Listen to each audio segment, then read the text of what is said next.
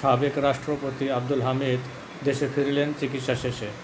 থাইল্যান্ডের ব্যাংককে দীর্ঘ 1 মাসের চিকিৎসা শেষে দেশে ফিরেছেন বাংলাদেশের সাবেক রাষ্ট্রপতি আব্দুল হামিদ। রবিবার দিবাগত রাতে থাই এয়ারওয়েজের ফ্লাইট TG-399 করে ঢাকার হযরত শাহজালাল আন্তর্জাতিক বিমানবন্দরে অবতরণ করেন তিনি। বিষয়টি নিশ্চিত করেছেন বিমানবন্দরের নির্বাহী পরিচালক group captain SM Ragib Samad. সাবেক রাষ্ট্রপতির সঙ্গে ছিলেন শ্যালক নওশাদ খান, ছোট ছেলে রিয়াদ আহমেদ তুষার। এ সময় তাকে হুইলচেয়ারে করে উড়োজাহাজ থেকে নামানো হয়। তার পরনে ছিল লুঙ্গি এবং নীল রঙের চাদর। উল্লেখ্য, গত 7 মে গভীর রাতে চিকিৎসার জন্য থাইল্যান্ডে পাড়ি দেন আব্দুল হামিদ। কিন্তু কিশোরগঞ্জের একটি বৈষম্যবিরোধী আন্দোলনের মামলায় আসামি থাকা সত্ত্বেও তিনি কীভাবে বিদেশে গেলেন তা নিয়ে দেশ জুড়ে শুরু হয় সমালোচনা।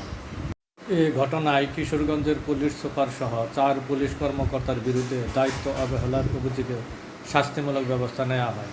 এছাড়া প্রধান উপদেষ্টার কার্যালয় থেকে 3 সদস্যের উচ্চ পর্যায়ের তদন্ত কমিটি গঠন করা হয়।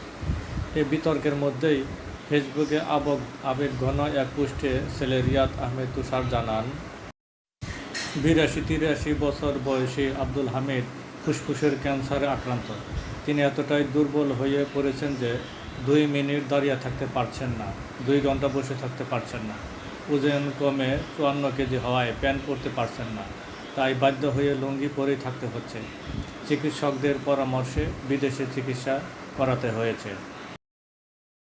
রাষ্ট্রপতি হিসেবে আব্দুল হামিদের কার্যকাল: 2013 সালের 14 এপ্রিল রাষ্ট্রপতি হিসেবে প্রথম শপথ।